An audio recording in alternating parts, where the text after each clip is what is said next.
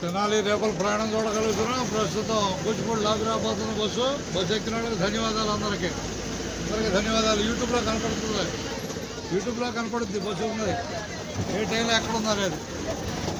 రేపలు రాబోతుంది. రేపల్లో 9 గంటలకు తిరిగి ప్రయాణం అవుద్ది రాత్రి. ఇదేనా ప్రస్తుతం తెనాలి నుంచి రేపల బస్సు బయలుదేరింది చేవల మీదగా. చూడు అడుగు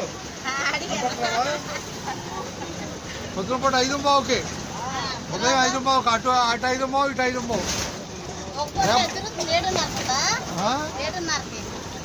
7:15 కొట్టది కానీ